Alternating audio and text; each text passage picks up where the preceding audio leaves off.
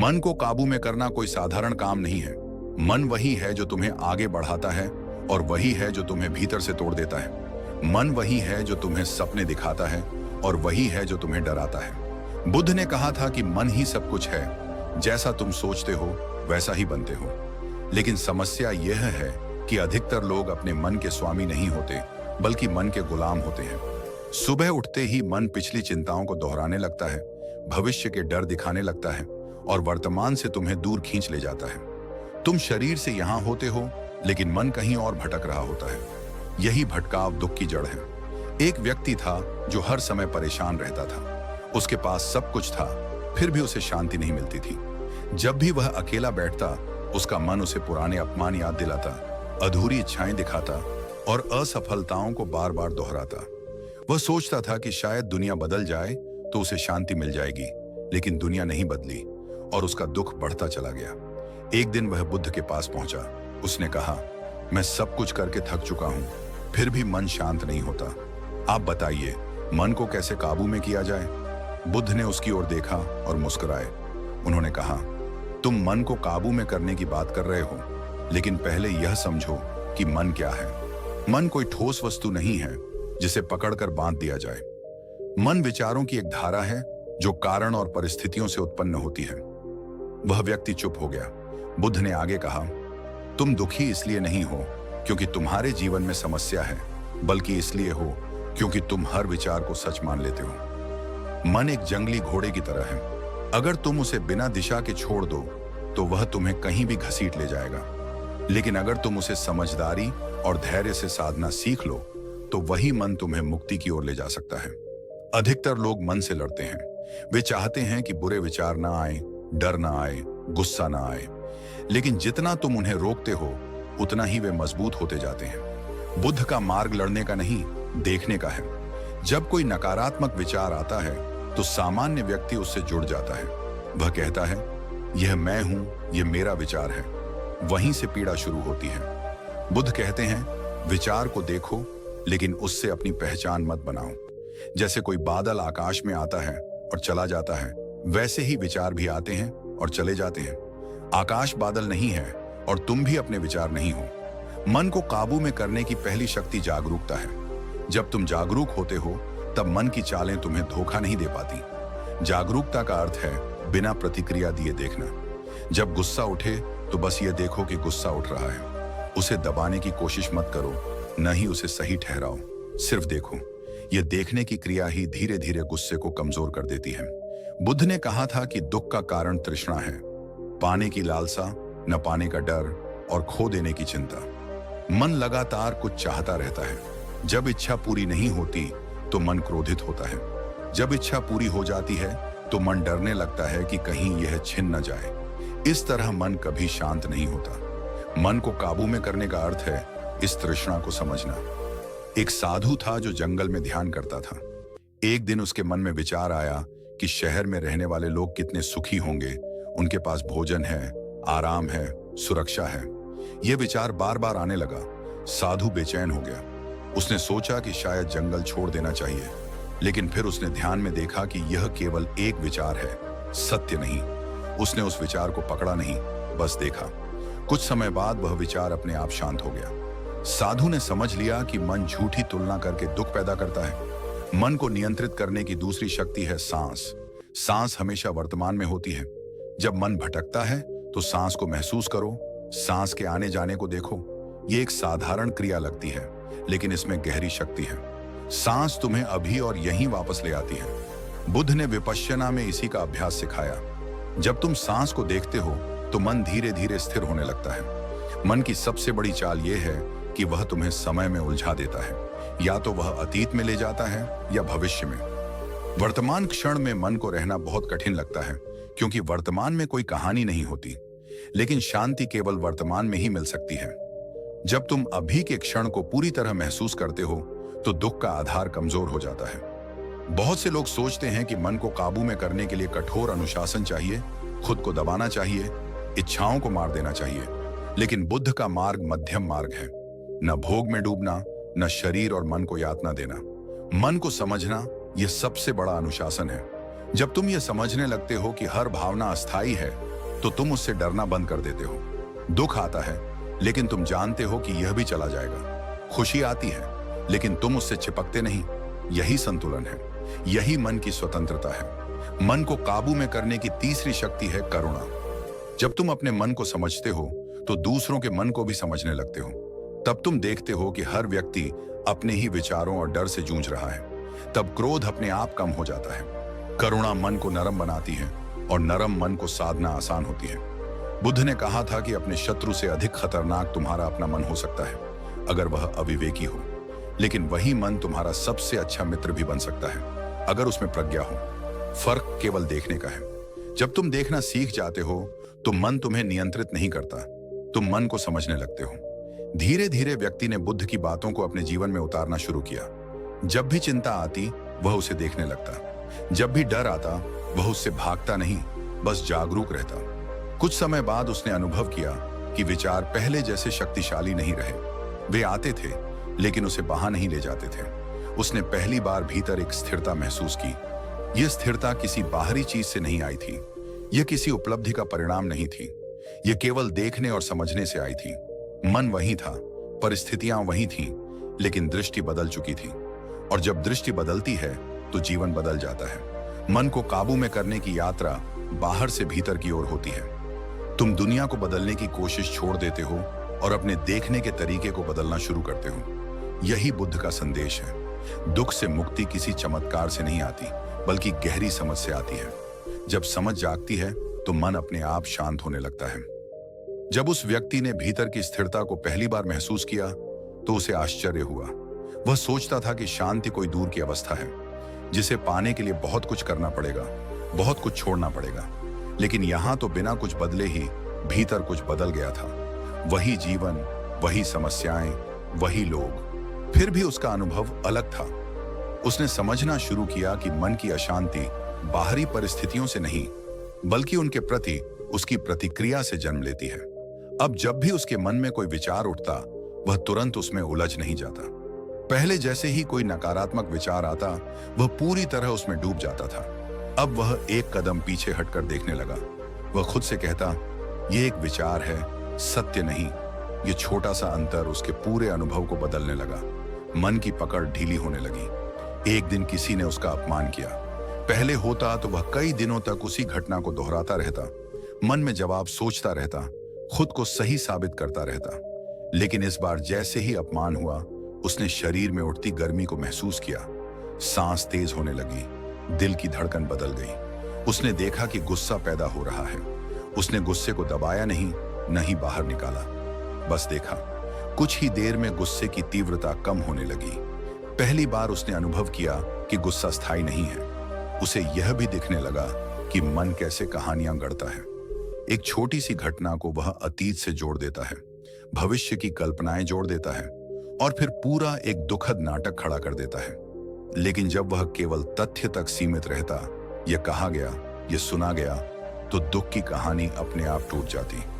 मन की सबसे बड़ी शक्ति उसकी कल्पना है और सबसे बड़ा भ्रम यही कल्पना है। धीरे धीरे उसने ध्यान को अपनी दिनचर्या का हिस्सा बना लिया। लेकिन यह ध्यान किसी विशेष आसन या समय तक सीमित नहीं था।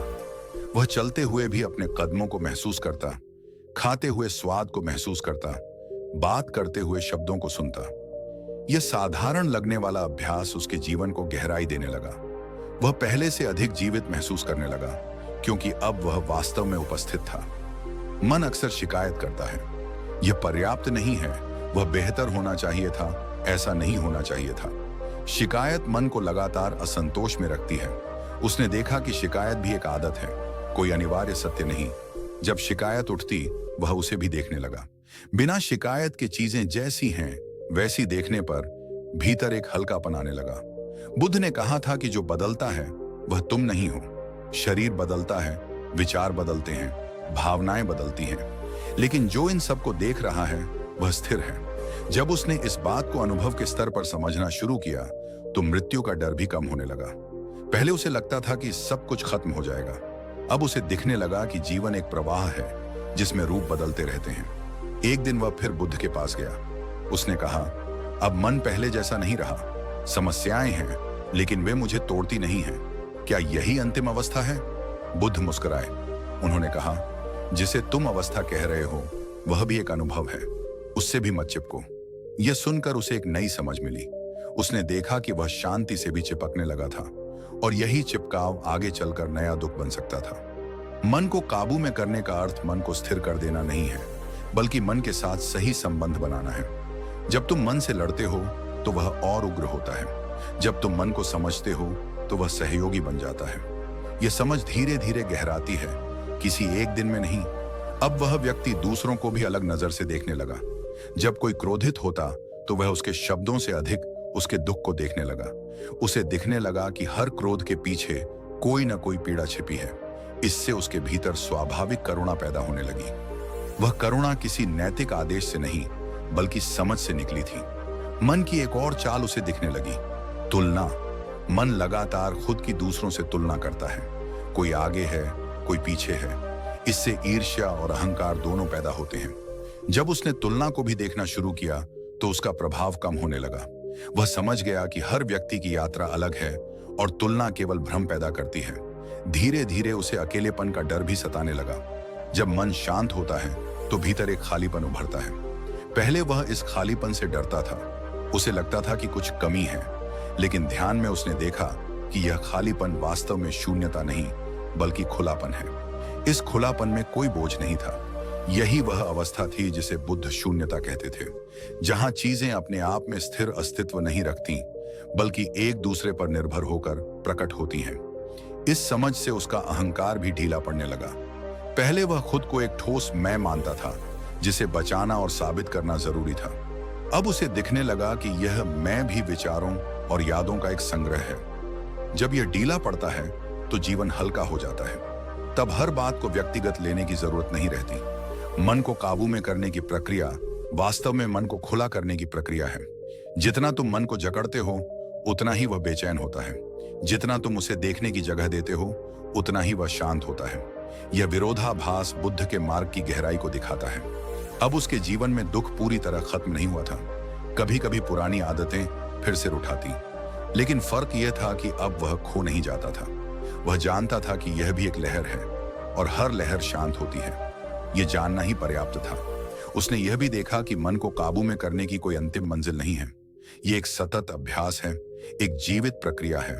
हर दिन नए अवसर लाता है देखने के, समझने के, छोड़ने के। यही जीवन की साधना है। जब मन शांत होता है तो बुद्धि स्पष्ट होती है। तब निर्णय डर से नहीं, समझ से होते हैं। तब कर्म प्रतिक्रिया नहीं, उत्तरदायित्व बन जाते हैं। उसने अपने जीवन में यह बदलाव महसूस किया। वह अब कम बोलता था, लेकिन उसके शब्दों में वजन था। वह अब कम दौड़ता था, लेकिन उसकी दिशा स्पष्ट थी। धीरे धीरे उसके भीतर एक मौन बसने लगा। यह मौन शब्दों का अभाव नहीं था, बल्कि भीतर के शोर का अंत था। इसी मौन में उसे वह शांति मिली जिसे वह जीवन भर बाहर ढूंढता रहा था। और वह समझ गया कि मन को काबू में करने की असली शक्ति किसी तकनीक में नहीं, बल्कि जागरूकता, समझ और करुणा में है। यही बुद्ध का मार्ग है, सरल लेकिन गहरा। उस मौन के साथ उसका जीवन धीरे धीरे बदलने लगा, लेकिन बाहर से देखने पर शायद कोई बड़ा परिवर्तन दिखाई नहीं देता। वही घर, वही रास्ते, वही लोग। फर्क केवल इतना था कि अब वह हर अनुभव को पहले की तरह पकड़ कर नहीं बैठता था। सुख आता तो वह उसका आनंद लेता, लेकिन उससे चिपकता नहीं। दुख आता तो वह उसे समझता, लेकिन उसे भागता नहीं। यह संतुलन किसी प्रयास से नहीं, बल्कि स्पष्ट देखने से आया था। मन की एक गहरी परत अब उसके सामने खुलने लगी। उसने देखा कि मन सिर्फ विचारों से नहीं बना, बल्कि आदतों से भी बना है। वर्षों से जमी हुई प्रतिक्रियाएं, बिना सोचे समझे उठने वाले भाव, ये सब अपने आप चलने वाली प्रक्रियाएं थी। पहले वह इन्हें मैं समझता था, अब वह इन्हें हो रहा है की तरह देखने लगा। ये छोटा सा बदलाव, मैं हूं से ये हो रहा है, भीतर एक बड़ी दूरी पैदा कर देता है। उसी दूरी में स्वतंत्रता छिपी है। एक दिन वह अकेला बैठा था। बाहर बारिश हो रही थी। पहले होता तो उसका मन किसी न किसी स्मृति में उलझ जाता या भविष्य की चिंता करने लगता, लेकिन आज वह सिर्फ बारिश की आवाज सुन रहा था। हर बूंद की गिरने की ध्वनि, हवा की ठंडक, मिट्टी की गंध, सब कुछ स्पष्ट था। उस क्षण उसे पहली बार लगा कि जीवन वास्तव में कितना सीधा है और मन ने उसे कितना जटिल बना दिया था। मन को काबू में करने की एक और गहरी समझ उसे तब हुई जब उसने देखा कि मन हमेशा किसी पहचान को पकड़ना चाहता है। मैं ऐसा हूं, मैं वैसा हूं, लोग मुझे ऐसे देखते हैं। ये पहचान ही पीड़ा का आधार बनती है, क्योंकि पहचान को बचाने के लिए संघर्ष करना पड़ता है। जैसे ही पहचान ढीली पड़ती है, संघर्ष भी ढीला पड़ जाता है। कभी कभी पुराने डर लौट आते, जैसे असफल होने का डर, अकेले रह जाने का डर। पहले ये डर उसे जकड़ लेते थे। अब वह देखता था कि डर भविष्य की एक कल्पना है जो वर्तमान में मौजूद नहीं है। शरीर में डर की संवेदना होती है, लेकिन कहानी मन बनाता है। जब वह कहानी को पहचान लेता तो डर की शक्ति कम हो जाती। उसने यह भी देखा कि मन को पूरी तरह शांत करने की इच्छा भी एक सूक्ष्म लालसा है। मन कहता है, मैं पूरी तरह शांत होना चाहता हूं, हमेशा के लिए। लेकिन यह चाह भी बेचैनी पैदा करती है। बुद्ध की बात उसे याद आती, किसी भी अवस्था को पकड़ो मत, चाहे वह दुख हो या शांति, सबको आने जाने दो। धीरे धीरे उसका विश्वास बाहरी सहारों से हटने लगा। पहले उसे लगता था कि कुछ लोग, कुछ परिस्थितियां, कुछ उपलब्धियां उसे स्थिरता देंगी। अब वह जान गया था कि जो भी बदलता है वह सहारा नहीं हो सकता। सच्चा सहारा वही है जो बदलता नहीं, वह देखने की क्षमता, वह जागरूकता। अब जब वह लोगों से बात करता तो सच में सुनता था। पहले वह जवाब तैयार करने में लगा रहता था। अब वह शब्दों के पीछे छिपी भावना को भी महसूस करता था। इससे उसके संबंध बदलने लगे। कम अपेक्षाएं, कम शिकायतें, ज्यादा समझ। उसने जाना कि अधिकतर संघर्ष संवाद की कमी से नहीं, बल्कि उपस्थिति की कमी से पैदा होते हैं। मन की एक और परत थी, नियंत्रण की चाह। मन चाहता है कि सब कुछ योजना के अनुसार हो। जब ऐसा नहीं होता तो वह बेचैन हो जाता है। उसने देखा कि जीवन स्वभाव से ही अनिश्चित है। इसे नियंत्रित करने की कोशिश ही तनाव पैदा करती है। जब उसने अनिश्चितता को स्वीकार करना शुरू किया तो भीतर एक अजीब सी सहजता आ गई। अब वह अपने भीतर उठने वाली हर भावना को दुश्मन नहीं मानता था। उदासी आए तो वह उसे महसूस करता जैसे किसी थके हुए मित्र को सुना जाता है। वह भागता नहीं था, न ही खुद को दोष देता था। उसने देखा कि भावनाएं भी संदेश लाती हैं। उन्हें समझने पर वे बदल जाती हैं। एक समय ऐसा भी आया जब उसे लगा कि वह बहुत आगे आ गया है, कि अब वह दूसरों से अधिक समझदार है। लेकिन उसी क्षण उसे यह भी दिख गया कि यह भी अहंकार का एक रूप है। उसने मुस्कुराकर इसे भी देख लिया। अहंकार को मारने की कोशिश नहीं की, बस उसकी चाल को पहचान लिया। पहचानते ही उसकी पकड़ ढीली हो गई। मन को काबू में करने की यात्रा में सबसे बड़ा मोड़ तब आता है जब साधक यह समझ लेता है कि मैं मन को काबू में कर रहा हूं, यह विचार भी छोड़ना होगा। क्योंकि तब भी एक करने वाला मौजूद है, और जहां करने वाला है वहां संघर्ष है। जब देखने वाला ही बचता है तब चीजें अपने आप व्यवस्थित होने लगती हैं। अब उसका जीवन किसी विशेष उद्देश्य के पीछे भागने जैसा नहीं रहा। वह जो करता पूरी तरह करता, जो नहीं करता उसे लेकर अपराध बोध नहीं पालता। यह निष्क्रियता नहीं थी, बल्कि गहरी सक्रियता थी, बिना तनाव के। उसे यह भी दिखने लगा कि समाज लगातार मन को भटकाए रखने पर टिका है। तुलना, भय, लालच, इनसे ही दुनिया चलती है। लेकिन अगर कोई व्यक्ति जागरूक हो जाए तो वह इस खेल का हिस्सा बने बिना भी दुनिया में रह सकता है। यह स्वतंत्रता उसे भीतर से मजबूत बनाती थी। धीरे धीरे उसने यह समझ लिया कि मन को काबू में करने की कोई 7 विधियां, कोई जादुई उपाय नहीं है। असली विधि सरल है। जो उठ रहा है उसे देखो, बिना जजमेंट, बिना पहचान बनाए। यही सरलता सबसे कठिन लगती है, क्योंकि मन जटिलता में ही जीता है। कभी कभी वह पुराने समय को याद करता जब वह हर बात पर उलझ जाता था। अब वह उन यादों पर करुणा महसूस करता। अपने पुराने स्वरूप के लिए भी उसने खुद को दोष नहीं दिया, क्योंकि वह जान गया था कि अज्ञान में किया गया कर्म दोष योग्य नहीं, बल्कि समझ योग्य होता है। उसके भीतर अब एक गहरी स्वीकृति थी, जीवन जैसा है वैसा ही ठीक है। इसका अर्थ यह नहीं कि वह अन्याय को स्वीकार करता था, बल्कि यह कि वह विरोध भी स्पष्टता से करता था, बिना भीतर जलते हुए। जब भीतर आग नहीं होती तब बाहर की आग भी सीमित रहती है। अंततः उसने यह जाना कि मन को काबू में करने का अर्थ मन को छोटा करना नहीं, बल्कि चेतना को बड़ा करना है। जब चेतना बड़ी होती है तो मन उसमें एक छोटी सी लहर बन जाता है। लहर आती है, जाती है, लेकिन सागर शांत रहता है। और इसी समझ के साथ उसका जीवन बहने लगा, बिना जल्दबाजी, बिना भय। वह कहीं पहुंचना नहीं चाहता था, क्योंकि वह जहां था वहीं पूरा था। यही पूर्णता बुद्ध ने दिखाई थी। कोई उपलब्धि नहीं, कोई मुकाम नहीं, बस इस क्षण के साथ पूर्ण उपस्थिति।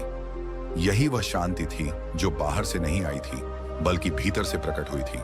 और यही वह शक्ति थी जिससे मन अब उसका स्वामी नहीं, बल्कि उसका साधन बन चुका था। अगर ये बातें तुम्हारे मन को छू गई हों, तो कुछ पल आंखें बंद करो और अपने भीतर झांको, क्योंकि असली शांति किसी शब्द में नहीं, तुम्हारे मौन में छुपी है। याद रखो, जो खुद को जीत लेता है उसे दुनिया में कोई नहीं हरा सकता। इस जीवन की दौड़ में कभी कभी रुककर सांस लेना भी जरूरी है, ताकि हम अपने भीतर के बुद्ध को सुन सकें। अगर ये यात्रा तुम्हें थोड़ी सी भी शांति दे गई हो, तो इस प्रकाश को दूसरों तक जरूर पहुंचाओ। मैं हूं ओल्ड एज विजडम, और हम हर हफ्ते ऐसी ही एक नई अनुभूति लेकर आते हैं। तो मिलते हैं अगले विचार में। तब तक शांत रहो, सजग रहो और अपने भीतर के प्रकाश को जीवित रखो।